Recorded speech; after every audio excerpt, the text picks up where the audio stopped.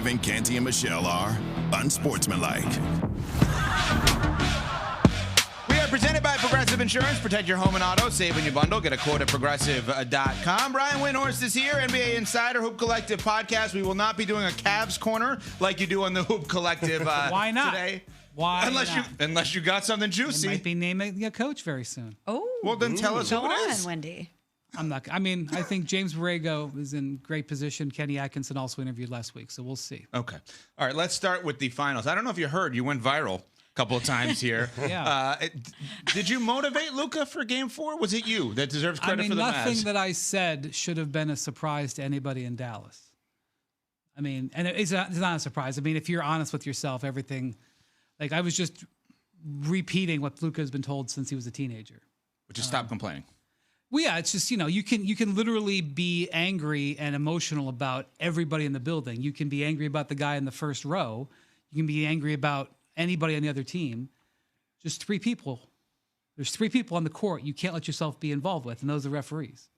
And by doing that, he took them out of a finals game.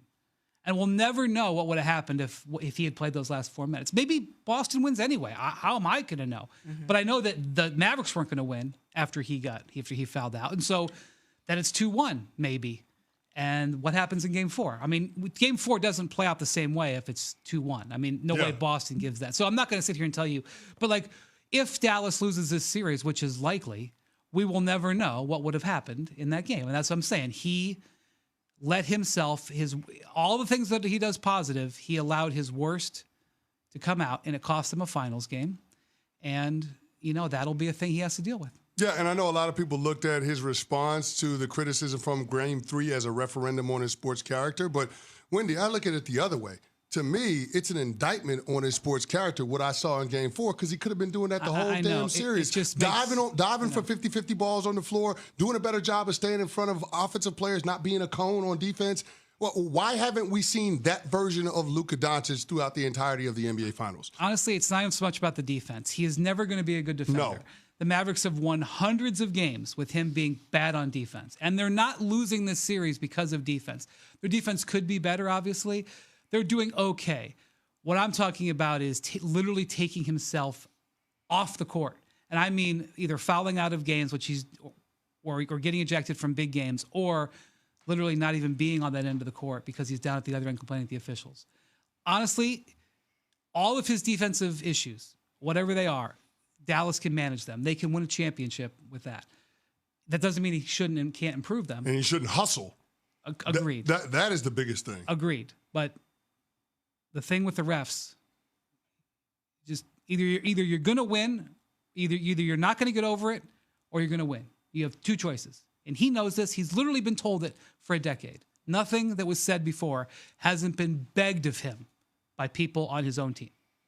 And that he rebounded like that, that has happened many times in the past. He has issued mea culpas and then fixed it many times. But he's got to stop that being the response. It's got to start being the main thing, especially when it's 2-0 in the finals and you're in a must-win game on your home court.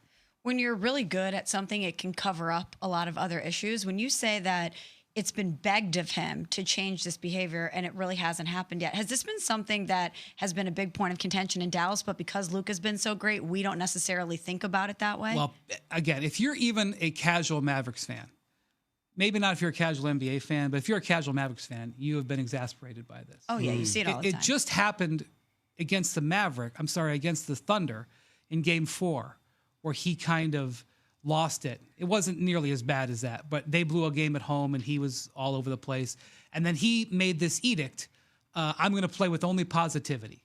And he ended up destroying the Timberwolves, and he was doing a lot of screaming in that series, but it was at the fans and at the Timberwolves. And then I don't know if it was because they were down 2-0 or the way that game was going, but he lost it. And the reason that I had a visceral reaction is that I personally have been there when he has lost it before. Now, those games where he was literally taken out of the game were in international competition. So the average NBA fan wouldn't have remembered the scene that he put on last year, which was the most embarrassing display in Manila in the Philippines when why would I expect anybody to have watched a Canada versus Slovenia game at 3 a.m? But I was there and I saw what happened, and it was an important game to Luka, and he learned nothing from it. And so that's what my visceral reaction was, is I can't believe in the finals. It was almost like with LeBron in 2011.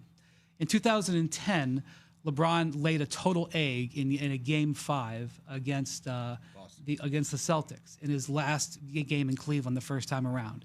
And his failure in that game was the worst of his career. And then 1 year later, he's now playing in a game 5, a 2-2 series in Dallas, and he lays even a bigger egg. And I remember standing in the same arena going, I cannot believe that we just had another game 5 thing from LeBron. That was an 8-point game? Yeah. Yeah. He literally had to make 1.5 plays in the fourth quarter of that game. The Heat win, they're up 3-2 going home. And he couldn't do anything. He was frozen. And I remember thinking, I cannot believe that LeBron had this happen again. And by the way, that forced LeBron to have like a serious career reevaluation, and he ends up winning the next 2 titles. I'm not saying this could happen with Luka, but my exasperation in 2011 with LeBron was the same as my exasperation with Luka. It's just that in 2011, I wasn't doing the Scott Van Pelt show. But trust me, my feeling was exactly the same back then. We're talking with Brian Windhorst, Hoop Collective Podcast, ESPN NBA Insider, covering the finals, of course, with us here on Unsportsmanlike. Before we move ahead to Game 5, one other thing with Game 4.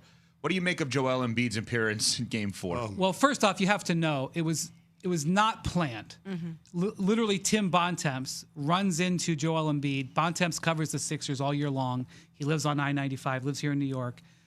And he hadn't seen him because since he covered him, he's like, hey, how's it going? Embiid's just in the tunnel. And Bontemps runs into him, and he makes some sort of passing reference to Countdown. He goes, I'll go to the Countdown set, because he had just gone to the set at the FA Cup, or the Champions League final in London like a week before. And he's like, sure, I'll go. And so Bontemps marched him up and took him on set. It wasn't like this was like Joel Embiid's planning on sitting down and recruiting Paul George. It just sort of happened organically. But by the way, to recruit for 76er wants to recruit Paul George, he doesn't need to sit next to him on national television. But it was a hilarious thing. And I'm sure that Paul was kind of surprised because it wasn't part of the rundown. It wasn't something that of course, to our producer's credit, when an MVP shows up and says, I have to come on set before Game 4 of the NBA Finals, they said, get that man a microphone, get that man an earpiece. So the 76ers have completely telegraphed that they are going to offer Paul George a massive contract. What I find interesting is that the Clippers have not apparently yet reacted to it. I don't think he wants to leave the Clippers. Why would he want to leave? That's his hometown. That's where he's all set up. They can give him more money and more years, but they're not. And it's one thing if it's like, hey, Canty, we don't think anybody's going to pay you, so go get an offer and good luck to you. It's telegraphed that the offer is coming, and still the Clippers aren't moving. Yeah. And as soon as the finals ends, this is a new rule this year, as soon as the finals is over, teams can negotiate with their own free agents. So if the finals ends tonight, we will start seeing contracts, I believe, as early as tomorrow. Pascal Siakam, here comes your backs, baby. Tyrese Maxey, bam, tomorrow. None of this we negotiate on July 1st. That's all thing. So Paul George, in theory, as soon as this season ends, can negotiate with the Clippers and sign. Klay Thompson can negotiate with the Warriors and sign.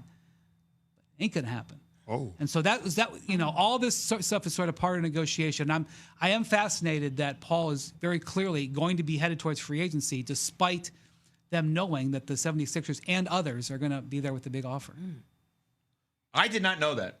Well, it's brand new. I don't blame you. It's literally. No, I should know that. I literally asked to do the free agency special on radio. I probably should have known that. Well, a lot of this kind of takes away from the show that I'm doing in a week and a half. Like Donovan Mitchell can sign an extension with the Cavs, in theory, tonight. In theory. Wow. I'm not saying that would happen. No, I understand that. Yeah.